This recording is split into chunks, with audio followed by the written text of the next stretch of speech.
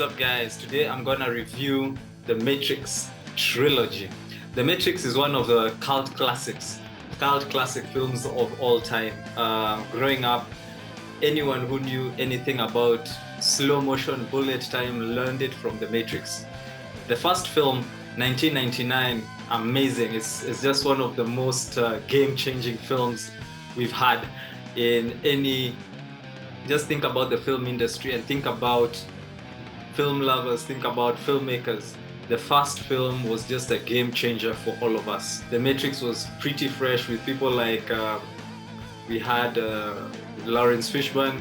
Those who've been watching him for a while, I think before that we knew him from Boys and the Hood. Who else is in that movie?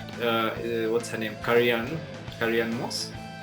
Hugo Weaving, we didn't know so much about him. We later learned about him from another cult classic, The Lord of the Rings, and then obviously the person we knew most is Keanu Reeves, because Keanu Reeves had been popping up in the 90s, especially as a sex symbol, and also a very good to watch on screen blockbuster actor.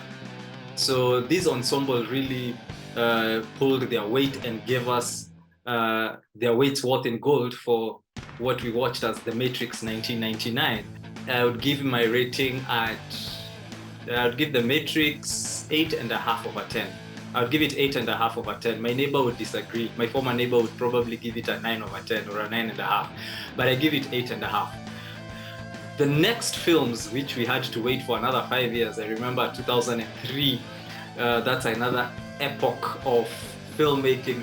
We had The Lord of the Rings coming out with the Tolkien adaptations. We got The Matrix Reloaded, which was super action-packed. I mean, you cannot get more action-packed than The Matrix Reloaded back then.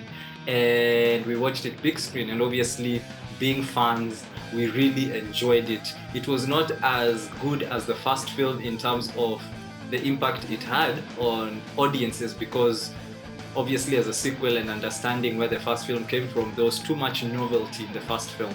So we got The Matrix Reloaded, which had so much high-flying action. And around this time, you'd have a lot of cable kind of action from films such as House of Flying Daggers. I think that was a couple of years later, or the same year, you'd have this fanciful kind of martial arts choreography. And The Matrix Reloaded was no different. A very beautiful highway sequence, action sequence where Trinity's on a motorbike and she's trying to get the keymaker away from these agents and so on and so forth. It was just, I would compare it to Mission Impossible 2. If you remember, we had the first Mission Impossible in 1990, was it 1996? I'm getting my years off, but I think 96. We had Tom Cruise with the first Mission Impossible film, which was fantastic. And then we had in the year 2000, 2000, I was in Form 3, we had the Mission Impossible 2, directed by one of my best directors, John Woo. And again, high-flying action. So I can compare that transition from MI1 to MI2, which I'll review one day, with the transition from the first Matrix film in 1999 to the Matrix Reloaded in 2003. And they had shot it back to back with the Matrix Revolutions, which also came out later, I think that year in December. I think they split it a season apart. My rating for the Matrix Reloaded is, what do I give this? I would give it 7.5 over 10. For the Matrix Revolutions, let me just start with the rating. I would give the Matrix Revolutions 7 over 10. Most people did not like it. Most people hated it. I think it's because of the high adrenaline pump they got with the Matrix Reloaded, and again coming from the place of this high philosophy, high themes of the first film in 1999, it felt a bit underwhelming, and most people were arguing they should have just combined the Matrix Reloaded and the Matrix Revolutions into one film. I don't know. I loved it. I loved the toning down. It's like the tempo came a notch down, and I loved that about it, what most people did not like about it. So I don't have much to say about this. This is basically my rating for the Matrix Trilogy.